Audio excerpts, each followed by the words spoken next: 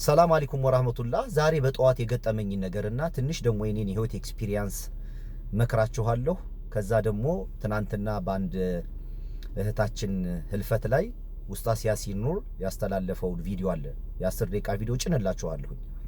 ስለዛም የሆነ ጥቆማ አደርጋችኋለሁ እና መልእክቱ ሊረዝም ስለሚችል በትዕግስት ማዳመጥ፣ የማትፈልጉ ከሆነ መዝጋት ወይም ማሳለፍ ይቻላል።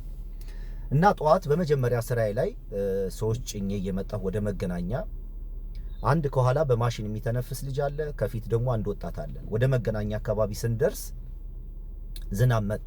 ምን አለ ጥቂት ደቂቃ ቢጠብቀን ምናምን ብሎ ተነጫነጭ። ግን ሃይማኖተኛ ነው ልጁ። አይ ይሄ እኮ ከኛ ቁጥጥር ውጭ ነው፣ የሚያመጣውም የሚመልሰውም የሚያስቆመውም ሌላ አካል ነው፣ ፈጣሪ የሚባል አለ። ይህንን እኛ ማስመጣትም ማስቆምም አንችልም፣ ነገሩን መጠቀም ብቻ ነው የምንችለው አልኩት። አልገባኝም አለኝ። አይ በዚህ ዝናብ ውስጥ ህይወት እንዳለ ታውቃለህ? አያውቅም። እና ይሄ በፍጥረት ስርዓት ውስጥ የመጣ ነገር ኢቭል ኤንድ ጉድ የለውም። እንድንጠላው እንድንወደው ነገሩን ያደረገን የዚህ ዓለም ሽንገላ እውቀት እንጂ በፈጣሪ ነገር ላይ ጣልቃ አይገባም። ይሄ ከኛ ቁጥጥር ውጭ ነው። ዝናብ ማምጣትም ማስቀረትም አንችልም እኛ።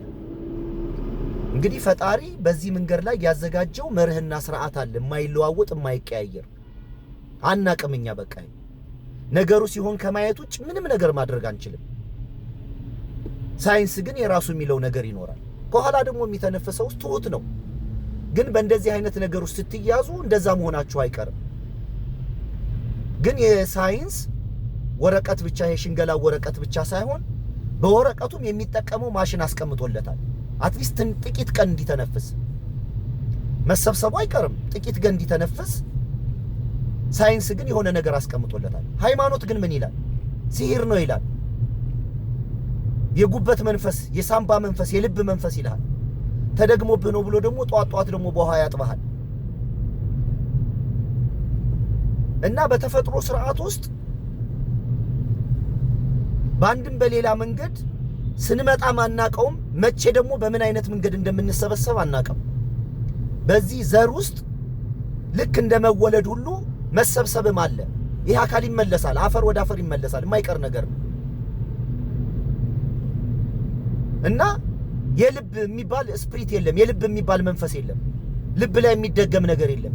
ልብህ እንዳይተነፍስ የሚደግም አካል የለም፣ ራሱ ያመጣው አካል ካላስቆመው በስተቀር። ግን ሳይንስ ከሃይማኖት በኋላ የመጣ ነገር ነው፣ የሰዎች የአእምሮ ውጤት ነው። እንዴት ሃይማኖት የፈጣሪን ነገር አውቃለሁ እያለ ከሳይንስ በታች እንዴት ዕውቀትና ማስተዋል ይኖረዋል? ይሄ እንግዲህ ሰሞኑን ከማወራውና ከመነጋገረው ነገር ጋር የሚሄድ ነገር ነው። በደንብ አዳምጡ። ስለዚህ በአንድም በሌላ መንገድ ልክ እንደመጣ ነው መመለሳችን አይቀርም። ስለዚህ ሳይንስም ጊዜ ነው የሚሰጠን እንጂ ወደ እንዳንመለስ ሊከለክለን አይችልም። መመለሳችን አይቀርም። ግን በጊዜው በስነ ስርዓት የህይወት ስርዓታችን ደግሞ መምራት አእምሮና ማስተዋል ሰጥቶናል። የኔን የህይወት ኤክስፒሪየንስ ልንገራችሁ። ወደ ኋላ ከ10 ዓመት በፊት አካሌን ብታዩት በጣም የጃጃው ሽማግሌ፣ በቃ ትልቅ ሰው ነው የምመስለው። ኪሎዬም ትልቅ ነው፣ ወፍራም ነኝ። ዝም ብዬ ያገኘሁትን ነገር ነው የምበላው። ከዛ ጣጣ ምን አመጣ? ደም ግፊትና ስኳር አመጣ። ስለዚህ በቃ ምናምን የሚባል ባህሉም ሃይማኖቱም ምንም ያስለመደን ነገር ስላለ በዝርክርክነት ወደ አፍ የማስገባውን ነገር አልመርጥም ነበር። ስለዚህ ወደ አፍ የማስገባውን ነገር መምረጥ ጀመርኩኝ። ስፖርታዊ እንቅስቃሴ ጀመርኩ። ከዛ ደግሞ መጣል ያለብኝን ነገር ጣልኩ፣ መተው ያለብኝን ነገር ተውኩኝ። ደም ግፊቱንም ስኳሩንም ቀለበስኩት። ፎቶ ለጥፍላችኋለሁ በፊትና ያሁን። አሁን እንደምታዩኝ ከአይኔ ውጭ ሰላማዊ ነኝ። እንዲሁ ስትገምቱኝ 35 እስከ 40 ነው ሰው ሊገምተኝ የሚችለው። ስለዚህ በትክክል ፈጣሪ ያስቀመጠልኝን አእምሮና ማስተዋል በትክክል መተግበር ጀመርኩ ማለት ነው። እንደዚህም ተጠንቅቄ ግን መመለሴ ግን አይቀርም። ቁም ያልቀርም፣ እመለሳለሁ። አፈር ወደ አፈር ይመለሳል ግዴታ ነኝ። እና አንዳንዱን አእምሮአችንን በትክክል መጠቀም መቻል አለብን። ሌላው ምንድነው? አንድ እህታችን ከአሜሪካን መታ ድንገት ደግሞ አረፈች። የአንድ ወንድማችን እህት የኛም እህታችን ነች። እና በዛ ሀዘን ቦታ ላይ ኡስታዝ ያሲን ኑር ያስተላለፈው መልእክት በጣም ነው ኢንተረስቲንግ ነገር ነው። ለጥፍላችኋለሁ። የ9 ደቂቃ ወይ 10 ደቂቃ አካባቢ ነው። ስለ ነገና ስለ ዛሬ ያበራራበት መንገድ በጣም ነው ተች ያደረገኝ። ኦ ማይ ጋድ! ነገሮች በዚህ ለክ ማስተዋል ይቻላል ማለት ነው።